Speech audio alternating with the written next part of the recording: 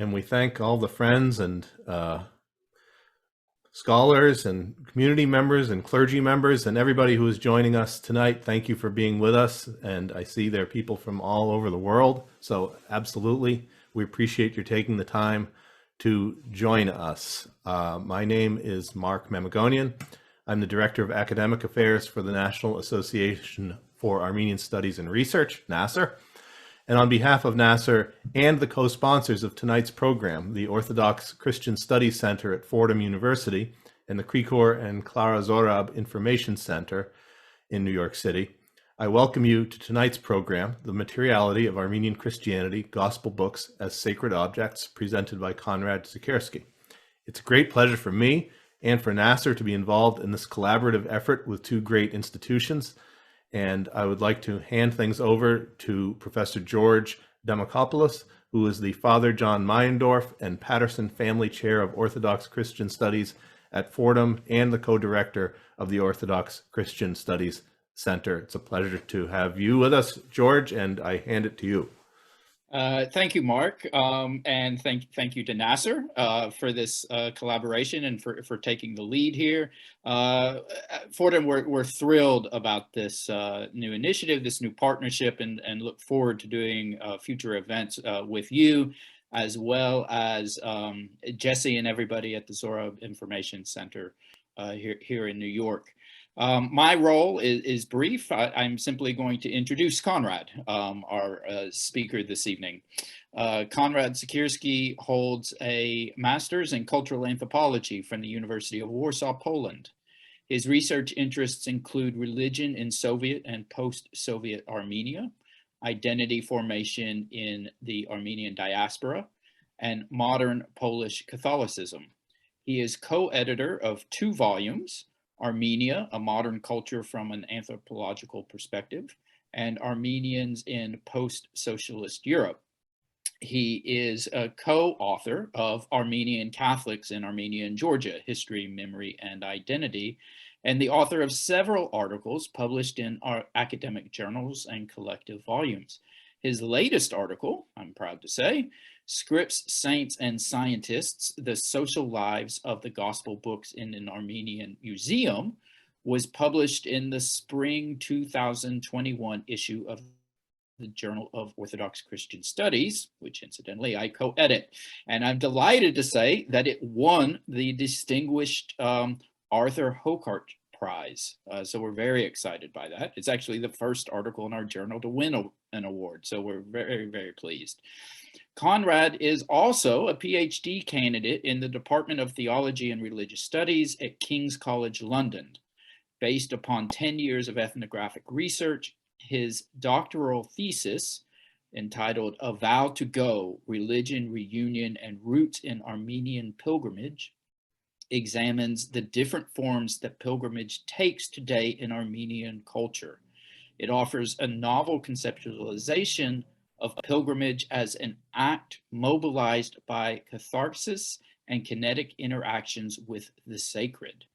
For this dissertation project, Konrad is currently serving as Fordham's National Endowment of the Humanities Dissertation Fellow in Orthodox Christian Studies.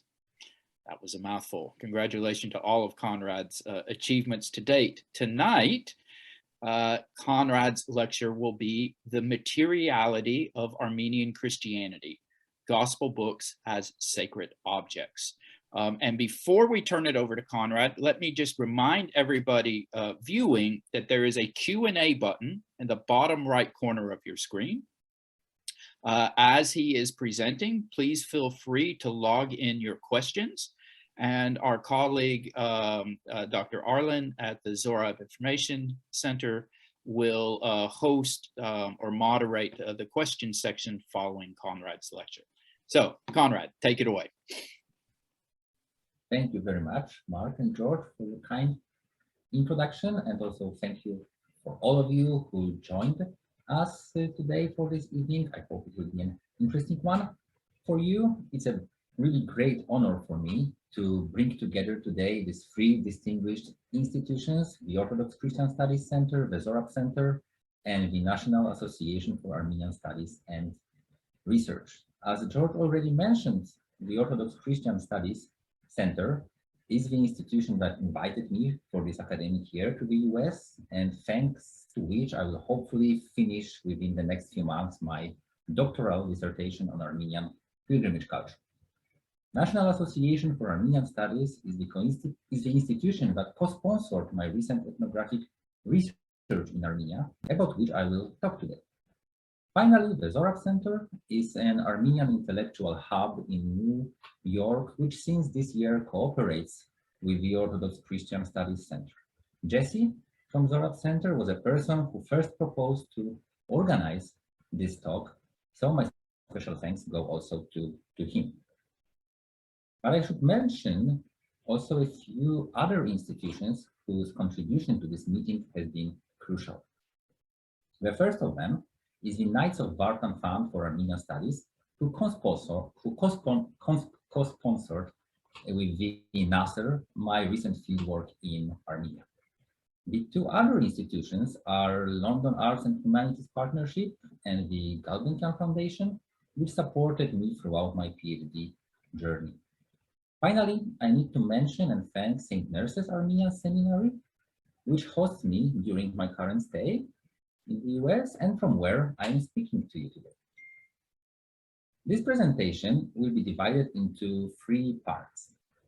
In the first part, I will introduce, if only in broad strokes, a conceptual framework of material religion, which informs my thinking about Armenian miraculous gospel books and other books and scrolls.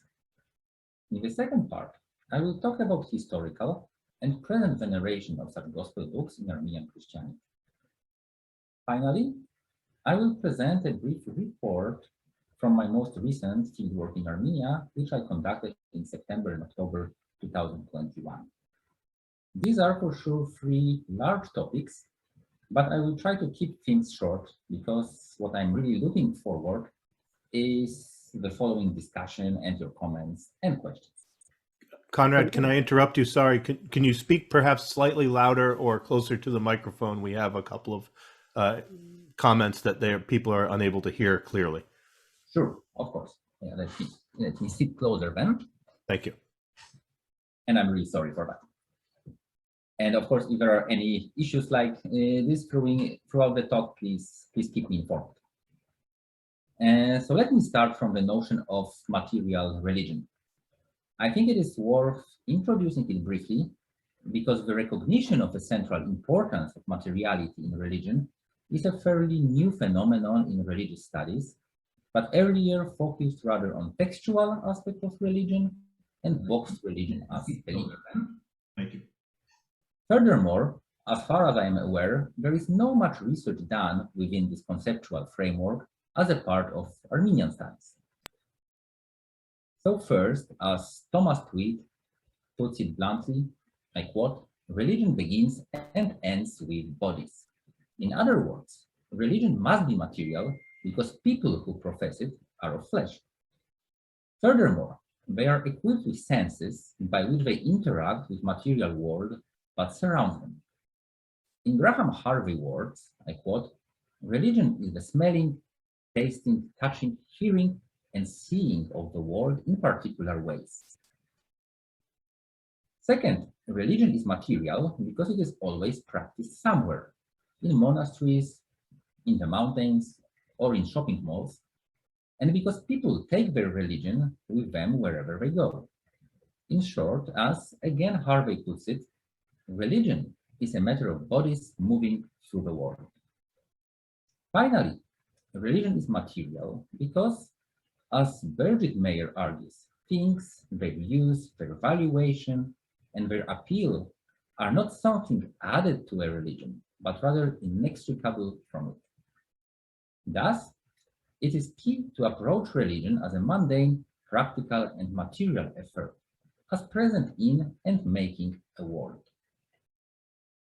As such, religion has been described, for example, by Jeremy Stollow as media. In his words, I quote, "Throughout history, in myriad forms, communication with and about the sacred has always been enacted through written texts, ritual gestures, images, and icons, architecture, music, incense, special garments, saintly relics, and other objects of veneration.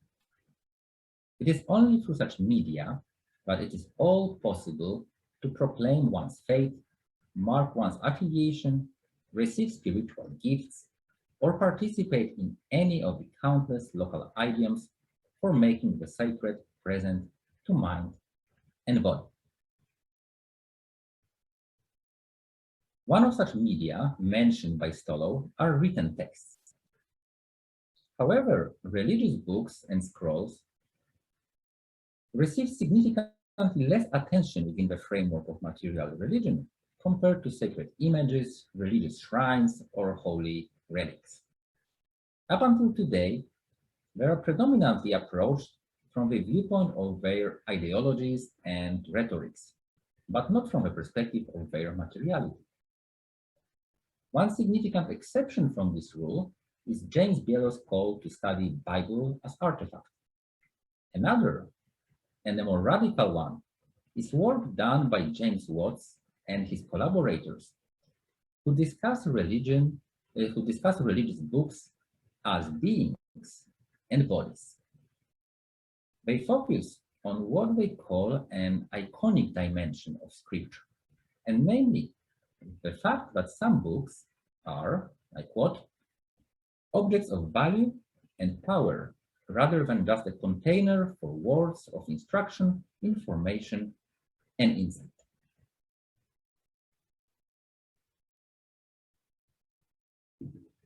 This is precisely this materiality and iconicity of gospel books in Armenian Christianity that I will address in the rest of this presentation.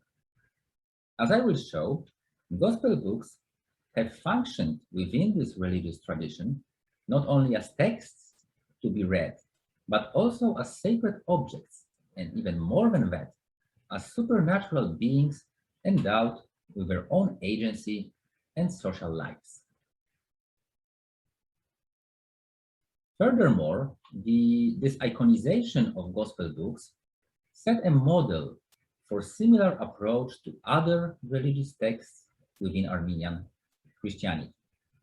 One example here is a famous medieval religious poem by Saint Gregory of Narek called the Book of Lamentations. As Faruch Sevak, an important 20th century Armenian poet and translator, wrote about this book and its place in Armenian culture, the Book of Lamentation has been, I quote, not so much read as kissed, not so much on a shelf or in a bookcase as on the forehead of a sick man or under his pillow, not so much understood as felt, not so much appreciated as worshipped. The second example of such iconization are amulet scrolls, called in Armenian hamail, and containing different prayers, magical formulas, and fragments of hagiographic texts. Currently, within Armenian Christianity, they lost their initial function as portable protective items against spells, evil eye, and other misfortunes, and rather became family relics, which often double as the so-called home saints. I will explain what or who home saints are later in this presentation. But now, let me comment briefly on the gospel book's rise to this special status of sacred objects and beings in Armenian Christianity. The production of gospel books started early in Armenian tradition, and many of them were copied as votive offerings. Around the turn of the 6th century, an Armenian historian, Ghazar Parpetsi, wrote that, I quote, the churches were rendered glorious, the martyria of saints received luster, continually embellished by vows and gifts to the of the testaments. End of it. So this custom stands prominently next to other pious acts, such as the sponsorship of monasteries and churches or erection of cross stones, hachkars in Armenian, depending on the financial resources and particular vows made by donors. Those who commissioned books or their sumptuous covers hoped that reading from these texts during religious rituals would perpetuate the memory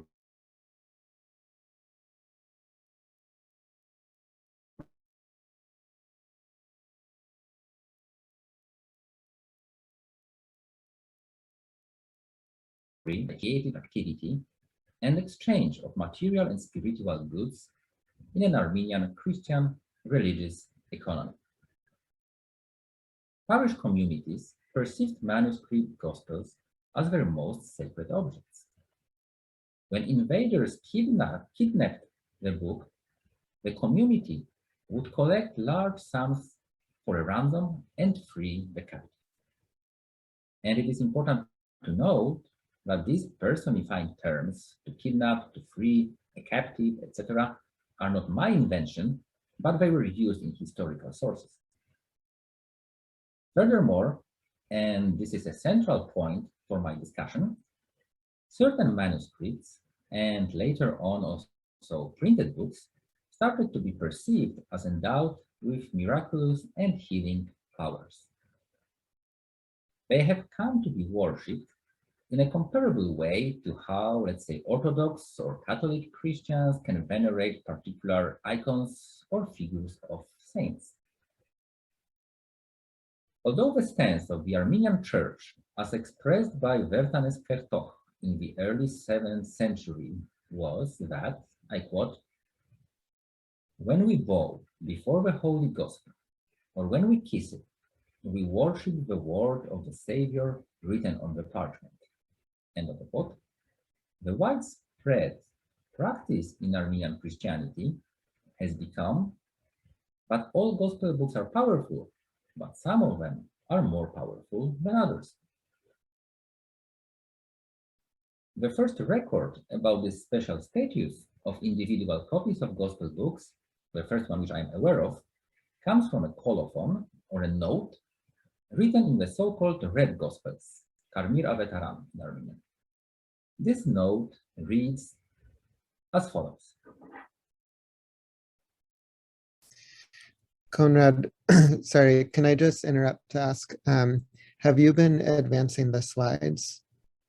Or Yes, are we? so we didn't reach yet the moment when I will use pictures which are waiting for you. Okay, perfect. Just wanted to make sure. Yeah, so this is still okay. In the year, so this colophon about Karmir Avetaram. In the year 820 of the Armenian era, which is 1371 AD, the Persians captured the holy gospel called Karmir. The book flew off from the arms of the individuals who captured it and fell into river. And for 4 years, no one could find it. Later, its location was revealed to the sacristan in a dream. After the divine liturgy, we all went to the bank of the river and we witnessed a new miracle. The Holy Gospel was revealed in the cavern of a rock and we pulled out the Holy Gospel. There was a Christian by the name of Martyros whose son has been in fetters for 5 years. His knees had been tied to his abdomen and his hands to his heart. He was brought before the Holy Karmir Gospel. He was healed and released from his fetters.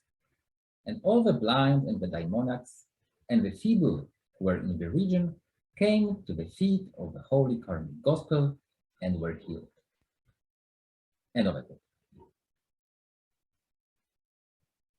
Another account, written this time in the mid-19th century, speaks about a devotion surrounding the so-called Shurishkan Gospels. This is the book that you can see from the beginning of my talk, so already for quite a long time, on your screens. According to this text, The book stayed in a house of a family who called themselves guardians of the gospel and kept it in a special room in their house, which was turned into a shrine. It is said that at one time the book survived an invasion hidden in a water source, where it was later found dry and intact. On another occasion, it saved the village of Shurishkan from an attack by scaring invaders with a vision of a vast army protecting the settlement. The book attracted a constant flow of pilgrims to Shurishkan, who were coming to pray for health, kiss and touch the book, make sacrificial offerings, and engage in other devotional practices. Today, Shurishkan Gospels is the most famous miraculous gospel book in Armenia. It is kept in the Institute of Ancient Manuscripts, also known as the Materiality, in Yerevan, the capital of the country. Materiality is a secular museum and scientific center established in Soviet times to protect, research, and display the world's largest collection of Armenian manuscripts. However, some Armenians come to Materiality not as visitors, but as pilgrims to the Shurishkan Gospels. Furthermore, the book is among 5 manuscript gospel books which have recently been allowed to leave the museum for 1 day a year and take part in the feasts of the Armenian Church.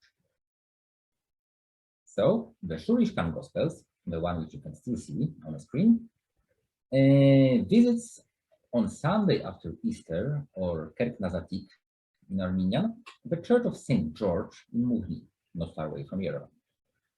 The powerful, or Zoravor in Armenian, Gospels goes on the 14th of May, the commemoration day of Moses Tatevatsi, to the Church of the Holy Mother of God in Yerevan. The Sangibaran Gospel, and now I will finally show you something else. Yeah. So this is the cover of Sangibaran Gospels. Is presented to believers in the church of Shohakat in Echmiadzin, which is a town and the headquarters of the Armenian Apostolic Church. And this gospel goes there on the commemoration day of St. John the Baptist in early September. The Shuhon's Gospels, this one, travels in the second week of October to the church of St. Mesrop Masters in Oshakan for the feast of the Holy Translators. Finally, an unnamed gospel book visits the church of St. Sarkis in Yerevan during the feast dedicated to this saint. The scenarios of these 5 feasts are similar. A given book is taken from the Matanadaran by a priest, transported to the selected church, and brought to the altar in a solemn procession. After the liturgy, it is made available for individual veneration. Waiting in long queues, feast participants approach a gospel book once or even several times. They stop for a while in front of the book, pray, touch it with their hands or foreheads, and kiss it. Some do it on their knees. Many bring with them different objects: scarves, prayer books, necklaces with crosses, or pictures of those in need, and rub them against book cover. As one such person who came to see and touch the Sangibaran Gospels explained her motivation briefly and to the point, "This is a powerful book, and I came here today to receive a whit of its power." Now you will see a series of pictures illustrating the feast in which the Zoravor, or powerful Gospels, participate. So this is a procession with a book when it enters the church. Here you can see a blessing offered outside the church, and the blessing is made with this particular powerful Gospels. The installment of the book at the altar,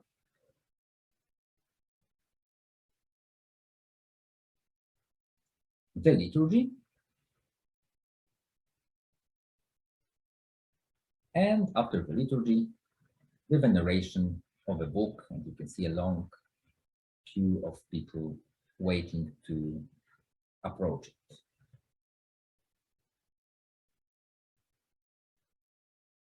The 19th century description of the Shuvishkan Gospels and its veneration, the one which I quoted above, points also to the existence of the so-called home saints, and I promise to explain what it is.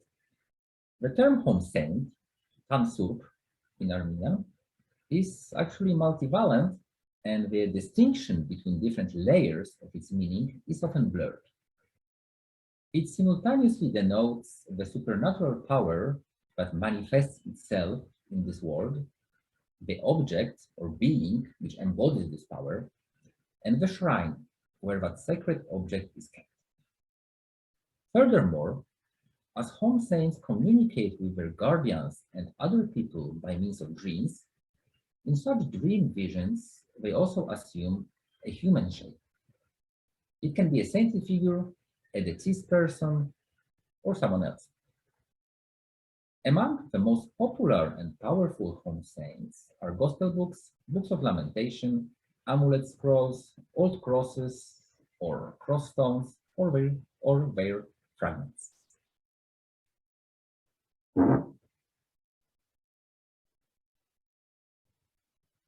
Home saints are a rural phenomenon, and most of them are concentrated in these regions of Armenia, which are inhabited by the 19th century Armenian migrants from the Ottoman Empire and to a lesser extent Persian Empire. In most cases, the ancestors of the current inhabitants of these regions brought their home saints with them from their native villages. In this way, many home saints are not only objects of religious significance, but they also connect their current guardians to the homeland, which their ancestors left several generations ago. Approximately until the middle of the 20th century, Sikh people could come to home saints and stay there for many days or even weeks. Today, such visits are much shorter, but there still exists a custom that army conscripts and labor migrants visit them to pay their respect and ask for protection. On such occasion, they sometimes take from a shrine a piece of votive cloth earlier offered to the saint by another pilgrim. Such cloths, by virtue of their close relation with home saints, are considered as saturated with their power. Pilgrims can also ask shrine guardians to place a book on their head and pray for them. In none of these cases, the primary rationale for pilgrims is to read the book saint, but rather it is to stay for a shorter or longer while in its proximity and, if possible, to touch it. As their name suggests, home saints are located in a private domestic space, either directly in their guardians' homes or in adjacent chapels or in other buildings of the farm. The exterior of these shrines may be unassuming, as, for example, this picture shows. However, many of them are, in Robert Orsi's terms, abandoned places, characterized by excess of expression and experience.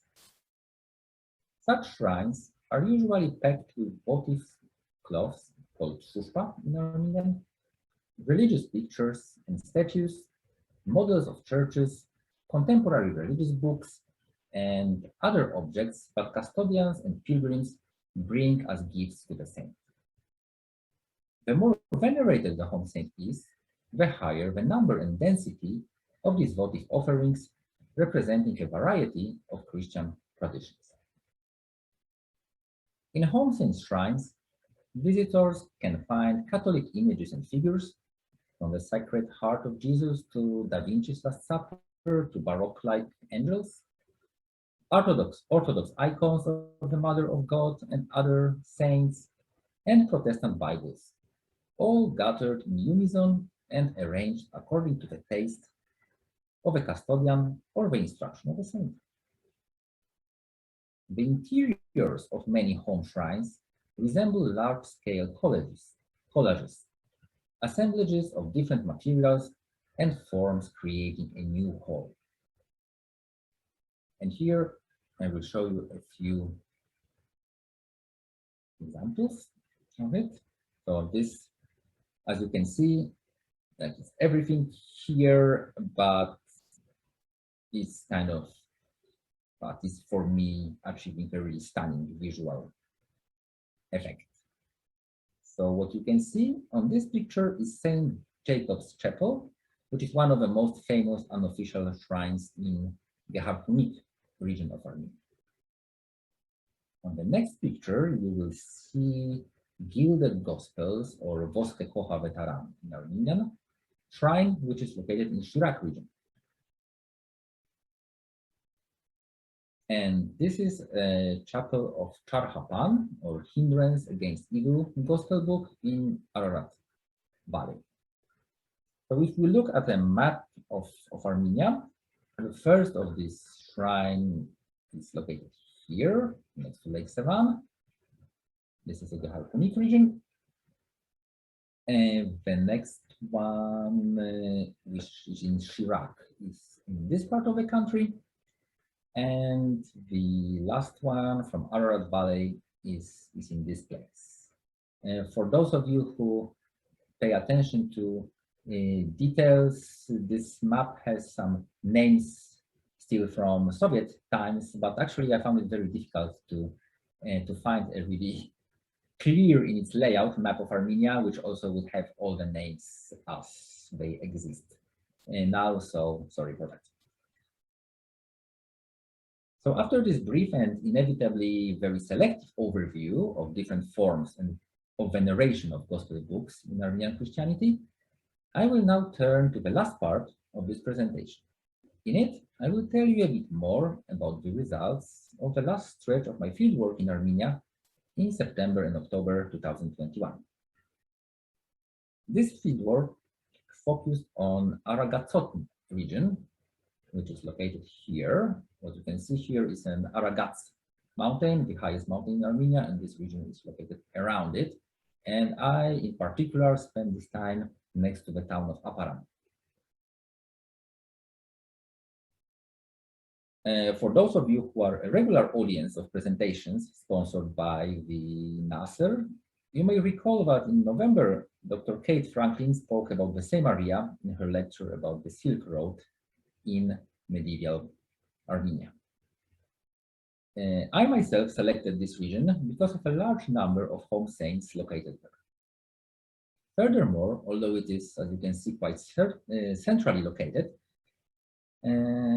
I never really studied it during my previous times in Armenia, during my previous fieldworks, which rather focused on the Harkunik, on Kotayt region, and on Shirak region, which are another three parts of the country with a large number of home saints. As you can surely guess, these are also the regions which I mentioned earlier and which are inhabited by the descendants of the 19th century Armenian migrants from the Ottoman and Persian empires. Although I visited only some villages in the Aparan region, again here, I identified more than 20 local shrines, the majority of which have or used to have books and scrolls venerated for their miraculous powers. In most of these places, I interviewed their guardians and photographed the shrines. Among the guardians of home saints were traditional healers, whose practices are gradually disappearing from the Armenian cultural landscape. First, so to give you just one example, in one of these shrines, I witnessed the following two rituals. Here you can see a person who is actually kissing an open gospel books and asking for his requests to be granted. And in second case, in the same shrine, I observed a family of 4, including a grandmother, father, and 2 children, who came there right after they had a car accident and narrowly escaped serious injuries.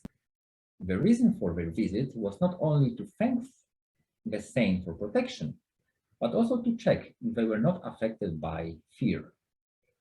And fear, or vach in Armenian, is in traditional culture perceived as a cause of many mental and physical problems, and a car accident, of course, was a good reason to get afraid. So the guardian of the shrine measured their fear. This is what this person is doing now, using clothes of the family members. Then, as indeed fear was discovered, a ritual of candle melting was performed. And so you can see here it, and here there is a person who was feared, so all these things are happening on the top of her head. So, and at the end of this ritual, the water and wax were taken in this bowl to a stream behind the house and disposed. The participants of this ritual shared the belief that the gift, or schnork in Armenian, to perform such rituals was granted to the guardian of the shrine by the Gospel book, or the home saint itself. Another interesting finding from this fieldwork were 2 recently built or renovated chapels dedicated to powerful copies of the Book of Lamentations. These chapels are important because they represent a new trend in Armenia, in which home saints are not only relocated from actual homes to separate shrines next to the homes, but also become a part of official church-controlled religious landscape. In both cases, the chapels were blessed. I think I have it. Yeah, so this is a picture of such a shrine inside. As you can see, the aesthetics are very different from what I presented to you earlier. So in both cases, the chapels were blessed by the church, and access to books must be now approved by a local priest. Furthermore, one of the books is once a year taken in a solemn procession from the chapel to a nearby village church, where it stays during the liturgy and later on is available for veneration. So we can see here a local version of larger feasts with gospel books, which I described to you a few minutes ago. Like during my previous research stays in Armenia, also this time I was told in many shrines that books or scrolls that used to stay there as home saints were stolen during the last 30 or so years. This was especially true for these shrines where home saints were precious manuscript gospel books. Unfortunately, such privately owned manuscripts are in no way protected or even recorded by the state, and even the Materiality, which is the institution working with manuscripts in Armenia, has only a limited knowledge about them. For some people who lost their home saints, this loss has truly been a lifetime tragedy, and they see all the misfortunes that since then affected them and their relatives as a punishment for their carelessness.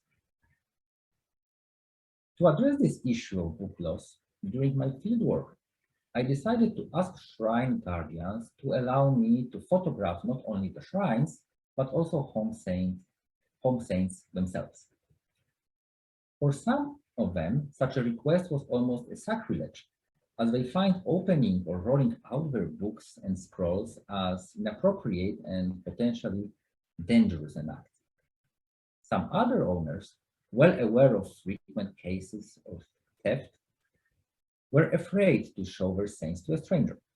Nevertheless, I was able to photograph a substantial part of one 17th century richly illustrated manuscript gospel books, as well as 3 manuscript or early printed amulet scrolls. And here you can see a series of pictures presenting this gospel book, which I photographed.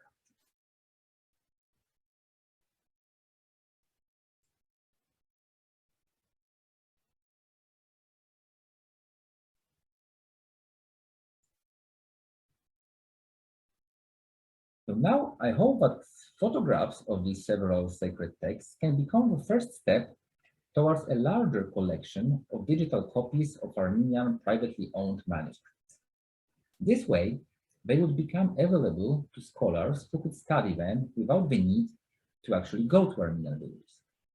Second, it would allow to save these manuscripts, at least as digital objects, in case their originals are stolen or otherwise damaged.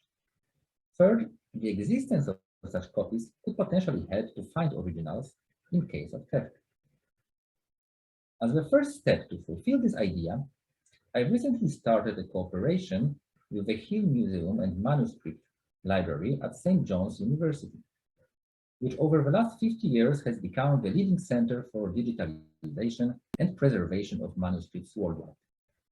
According to our preliminary agreement, the copies of Armenian manuscripts, which I will produce during my future fieldworks in Armenia, will become a part of their library collection. But perhaps I should not go now too much into the future in this talk, but rather stop here and open floor for your questions and hopefully for an interesting discussion. Thank you very much for your attention. And of course, Jesse, if you can now step in and let me know what's going on in the chat. And Yes. I really hope that after Mark's intervention, you were able to hear me more or less okay. Yes, I could hear you just fine. Thank you so much, Konrad, for such a fascinating lecture based on years of research into a topic that I, for one, had heard little to nothing about before and found your work fascinating. Let me introduce myself as one of the co-sponsors of tonight's event, Jesse Arlen, Director of the Zohrab Information Center, and also a postdoctoral research fellow at the Orthodox Christian Studies Center at Fordham. And it was a real pleasure to have a role in organizing this event. And now let's turn to see what questions there are. Feel free to type them into the Q&A box on the bottom right, or even in the chat. We can find them there too. One question, Konrad, is about the Shurish Khan Gospel, which you spoke about. Do we know where that was originally from, originally copied, and who was its the scribe or artist who created it? Yes, so this knowledge is available, but to be honest, I don't remember it now because it's not like my primary focus. So I would be able to find it somewhere in my sources, but I wouldn't be able really to give you this information now. Sure. There's another question about any efforts that may be underway to preserve such sacred Christian objects in Artsakh. Perhaps first you could speak about whether you did any research in Artsakh, or if it was just in the Republic of Armenia that your research took place, and whether or not you think there are such home saints or other such material in private collections that could be endangered in Artsakh, or any efforts to preserve them. Thank you very much for this question, and also for a previous one. Sorry that I couldn't tell you more now about it, but as I said, this information is surely available, and it shouldn't be actually difficult to find because it's quite a famous book. I even have some, let's say, like things in my mind, but I am just a bit afraid to spell them out of, a fear of making a simple mistake. Coming back to the second question, I did research in Karabakh, but on another topic. And this topic actually wouldn't really work in Artsakh because, as I said, this phenomenon of home saints, including precious manuscripts, gospel books, amulets, scrolls, is mainly a part of, let's say, Western Armenian culture. So these were people who migrated starting from 1828 and later on during the 19th century from Western Armenia to today's Armenia, who brought such books with them. Some of them, as I mentioned, was also brought, like Shurishkan Gospels itself, by Armenians who used to live in Iran and earlier in Persian Empire, and then brought these books with them. But this is not a part of, let's say, traditional vernacular Christianity of Artsakh or of Sunni regions, for example. So here, of course, there is much of talk about all endangered Armenian Christian heritage in Artsakh, about monasteries, about Khachkars, etc. And this is for sure true and a very relevant thing, but I wouldn't expect that these sort of shrines and these sort of objects really are a part of Artsakh cultural religious landscape. And related to the above question, someone asks, based on some of the pictures you showed, it looks like some of the shrine guardians appear very advanced in age. And there's a question pertaining to whether, does it seem like there's the kind of legacy in place to, pass on this tradition to the next generation? Are people ready to become the next shrine guardians?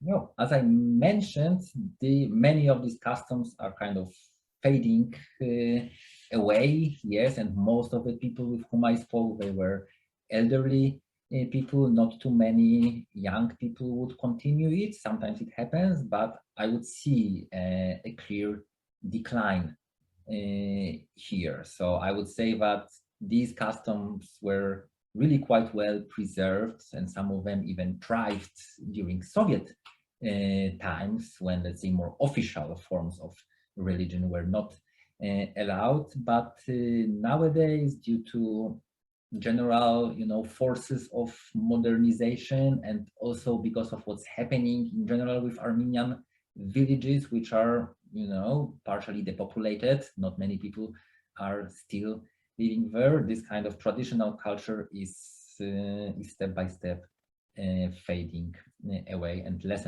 people would do it. So it's also, again, I can hear a lot of stories about, people who did this kind of things, who were local healers or diviners, but they passed away and nobody really continued it. So I'm also trying, whenever I can, to collect as much as possible of detailed information of these customs, because it may happen that, let's say, in 10, 20, 30 years, it would be really difficult to speak to someone who is still doing it.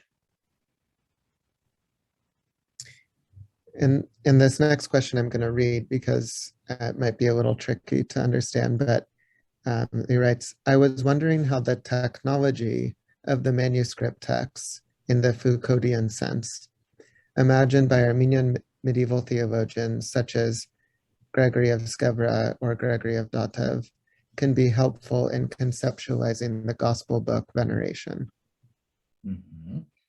I would guess, but this is more a question to you and not to me, because unfortunately, as a non-historian, but more like cultural anthropologist, I know, let's say, quite a lot about contemporary Armenian culture, but I wouldn't consider myself specialist in medieval authors. So maybe you can comment on it.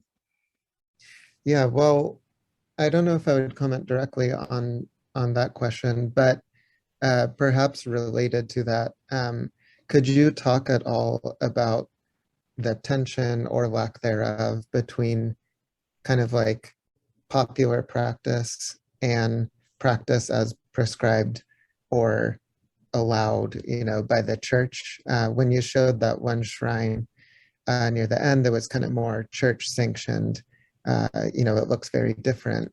than the shrines made by the people.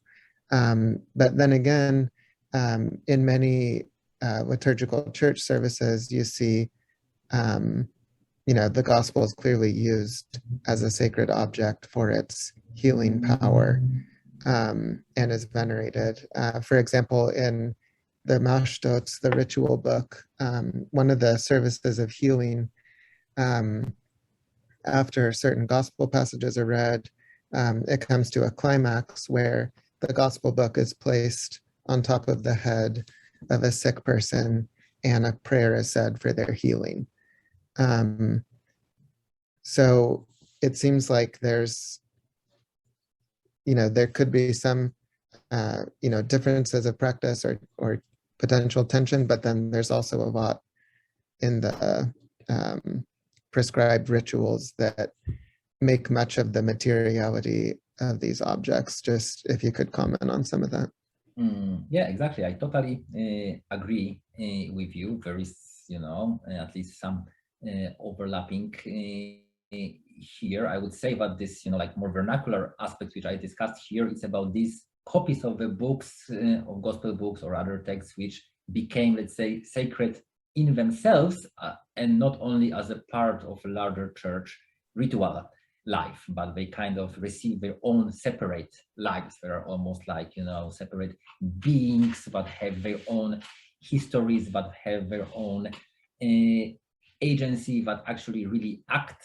Yeah, they can help people, they can act miracles, they can punish people if they are not taking care of them enough. And this is, of course, something that goes a bit beyond, let's say, this religion as prescribed.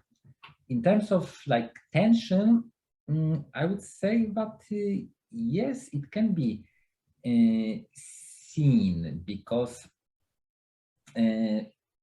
I wouldn't, maybe tension is not the best word for it. I like the term which was coined by my colleague Agnieszka Halemba, who was speaking about institutional embracement.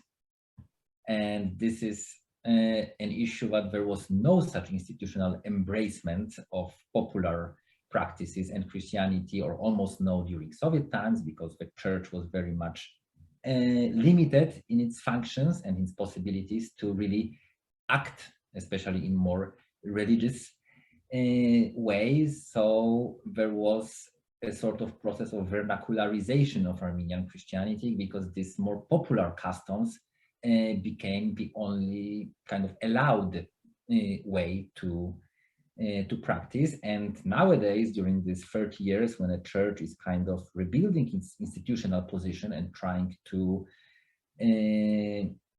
have again this more strong position in the country, of course, it creates some tensions, because some people would prefer to do their religion the way they are used to do it.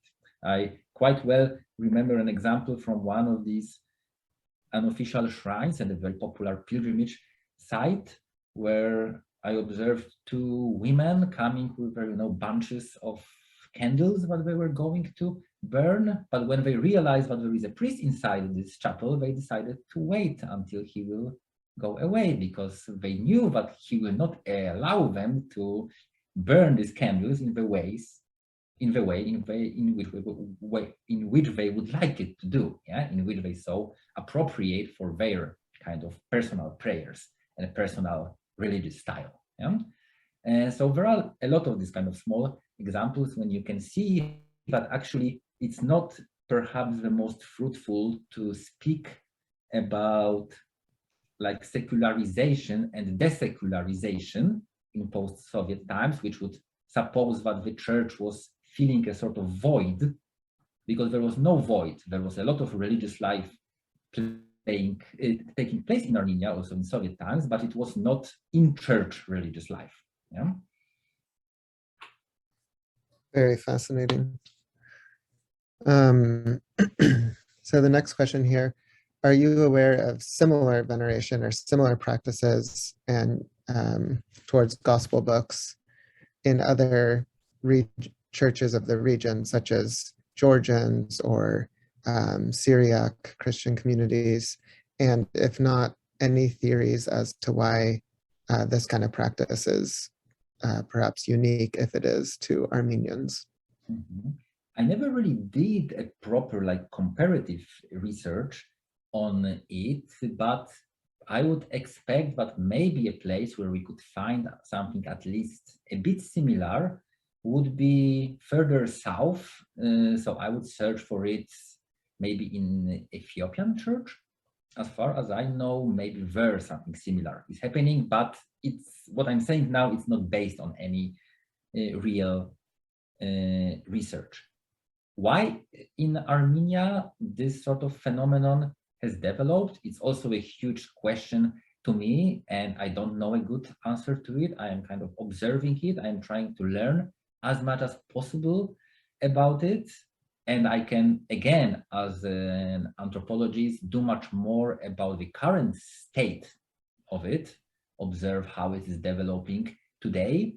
But I also don't have this sort of research tools to really study like the deep history of it and to try to find some sources of it. I would truly love also to have, let's say, historians looking at these things and kind of doing maybe a sort of more collaborative works, both on historical aspect and on today's development of this phenomenon.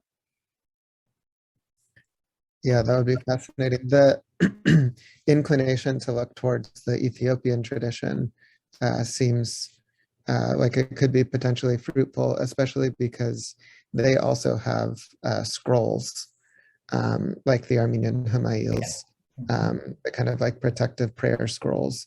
And I don't know if anyone's ever actually done a kind of comparative study of the scrolls or protective amulets in the two traditions.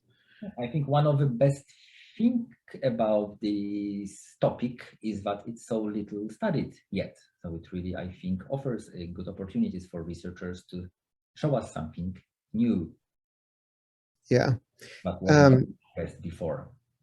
Yeah. This is a question from me again. Is Home Saint your translation of Don Surp? No, it exists in literature. Okay. Yeah. Because it's interesting because at least in English, I'm not familiar with saint being used or being applied to anything but a person. In Armenian, of course, surp is much broader since it's an adjective meaning, as you know, of course, like holy, pure, and saint as well. But maybe the application of English saint is meant to, is it intentional meaning to kind of give a very striking.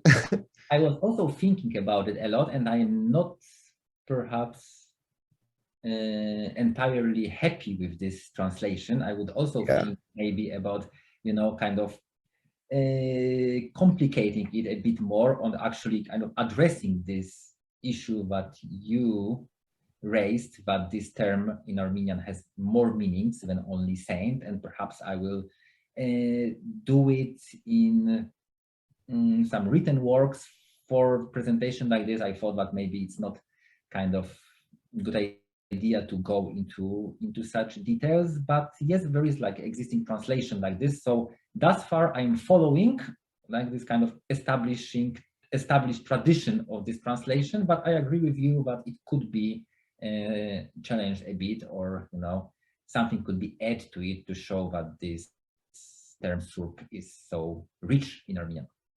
Yeah, I was trying to think during your talk of how else it could be translated, and it's actually difficult to come up with like a pithy two-word thing, so like home holy object or something, but it doesn't sound very good.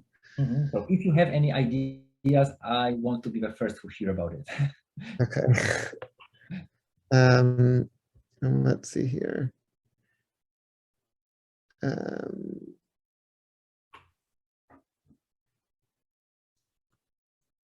So here's a question. In your conversations with the protectors of these sacred gospels, did you learn from speaking with them how these objects impacted their own personal faith, development, and growth. Does tactile and physical connectivity deepen their awareness of divine presence or anything like that?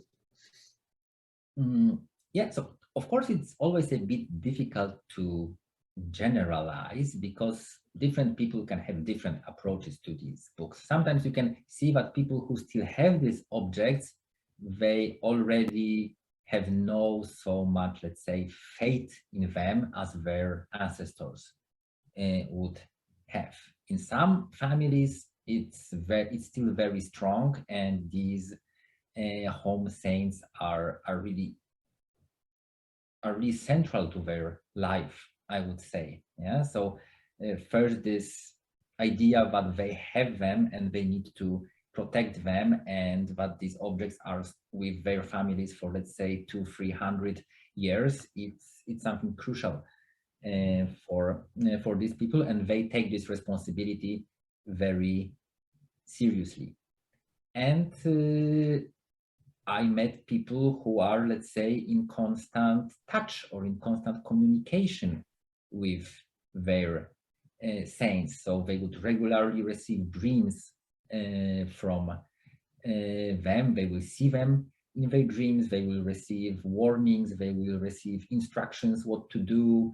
They will receive some sort of support. And sometimes I remember speaking to people when it was really even difficult to kind of understand, are we still speaking about something what is happening in dreams, or we are already speaking about something what is happening during, daytime? Yeah, because these two dimensions, which maybe we have a tendency somehow to separate, for these people were creating like one dimension. Yeah, and for them it was a very kind of natural thing that there is this holy object and this home saint, or whatever we would like to call it, but it's a part of their life, and it's really in many ways influencing their daily life, protecting them, but also demanding from them different things, etc. Very fascinating. So one question asks if you could speak a little bit about how you first became interested in this topic. In books? Yeah, just in this research, maybe even how you first heard of such, local shrines in Armenia, or just how kind of the origin of your research and investigation into this. I think first time when I was attracted to it, when it was several years ago when I visited the church in Mughni, exactly on the day when Shurishkan Gospels was transported there from the Matenadoran, and I saw this huge feast. And then I decided that I will go to the Matenadoran and try to learn a bit more, like what was going on, why so many people wanted to see this book and touch it and pray on it, etc. And just by accident, when I entered the museum hall where this book was at that time displayed, I actually saw a family who came there, and then I realized that they were not going to this book just to see it, to learn something about its history, but they were coming again with their requests. So they somehow even managed to persuade, the staff of the museum to open this glass case for them, and they put their picture of a soldier who was at that time in Karabakh, and they wanted that this book protects him. They managed to kind of touch the book with this picture. They prayed there. Yeah, so it was really kind of interesting and kind of rare experience to see how these books even keep their social life and their religious importance even in this secular setting of the museum. So that's one side of this fascination. Another one is that most of my research in Armenia are related to different aspects of religious life. So I was also visiting many pilgrimage sites. This is also as you know, and as George said, a part of my research for my dissertation.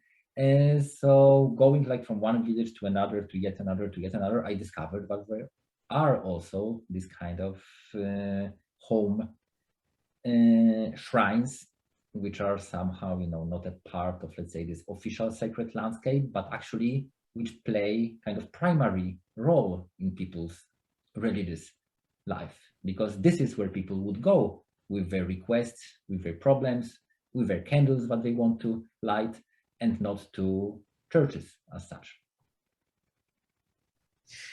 Did you ask, as part of your research, like whether, the way in which they're relating with the holy object here, is it like how it would have been when they were in an Ottoman village? Or is the fact that, so much is built up in the home, might that have been a product of living through Soviet times, when, the emphasis on religious being practiced inside in the home so that, it's away from the authorities?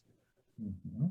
Yeah, so I would say that in many cases, perhaps the Soviet period could kind of further strengthen it, but it's not a phenomenon which developed only then. It was existing also before, yeah, and these objects started to play this role, at least from the moment when they were taken from, let's say, native villages somewhere in, I don't know, Bayazet or any other place in Western Armenia, and taken to, let's say, Geharkunik, yes, to Sevan Lake, and established are sort of like, home relics, and also as a sort of reminders and links to this small homelands which were left behind. Yeah, my kind of idea and impression is that it could be really interesting to do some research on these regions of Armenia where people who are the descendants of migrants from the 19th century, where they live, to study them and their villages and their local culture, and also their veneration of these home saints, as a sort of gate to this lost culture of Western Armenia. Because I think that even, let's say, people who were escaping the genocide, their culture was already different. And the culture there in Ottoman Empire could change during this, let's say, 80 years, which passed between 1828 and 1915.